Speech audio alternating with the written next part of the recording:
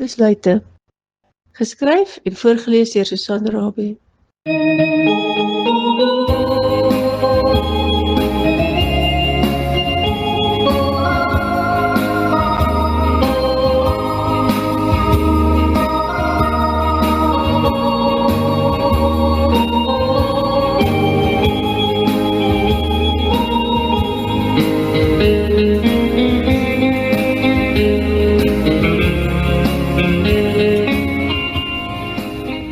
Rian sit by die tafel by 'n klein koffiewinkeltjie. Sy wil net alleen wees, want sy wil dink. Maar eers moet sy iets te ete kry, anders kan sy nie dink nie. Die vriendelike kelnerin bring haar spyskaart en loop weer weg om ander klante te gaan bedien. "Ek's nou terug," glimlag sy vir Rian. Wat sal ek vandag bestel?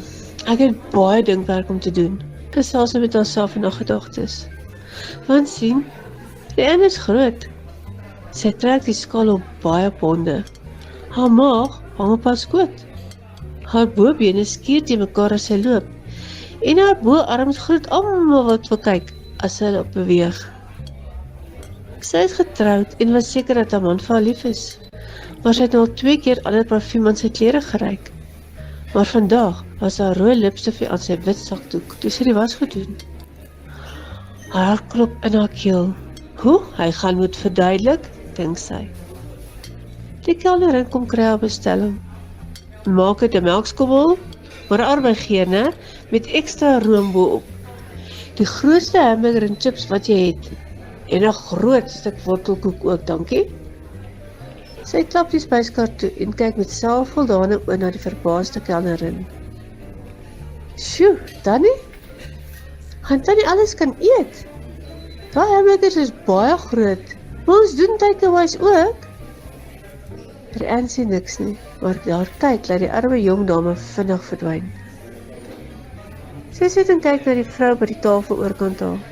Sy is baie mooi. Nie te maar nie, nie te vet nie. En 'n innerlike skoonheid straal uit haar. Haar donkerbruin haar hang golwend oor haar skouers. Sy luister wat die vrou bestel. Net 'n rooibos tee en 'n hoenderslaai, baie dankie. Ek hoop sy verstik aan haar slaai. En tee. Maar die vrou verstik nie. Sy kou elke stukkie van haar slaai met grasie. Sy tel seker elke koutjie wat sy gee, dink Rian. Miskien is sy nie meer lus vir die waarvrag kos voor haar nie. "Julle, doen maar jou takeaway ding," sê sy vir die kelnerin, wat haar nou openlik aanstaar. Rian staan op en loop na die vrou. "Hoe doen jy dit?" vra sy vir die vrou. "Hoe kry jy dit reg om so mooi te wees en tee en hoenderslaai te eet? Help my asseblief."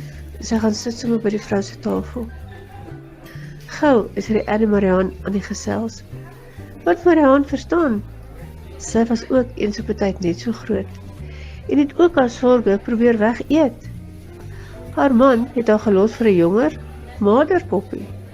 En Mariaan het besluit, sy gaan iets doen en sy het, kyk, hoe lyk sy nou. Sy het begin oefen en reg geëet. Die belangrikste, sy het van haarself begin hou. Dit was 'n baie belangrike besluit. Nou is Mariaan se gewese man se poppie vet en sy is pragtig en in beheer van haar eie lewe. Haar gewese man wil haar weer terug hê, maar nee, sy wil nie. Sy hou van dinge soos dit nou is. Sy is gelukkig en in beheer van haarself. Rian het net daar haar besluit gemaak. En met Mariaan se hulp en aanmoediging en raad het die vetjies begin wegsmelt, kilogram vir kilogram. Haar selfvertroue het teruggekom en sy was weer gelukkig.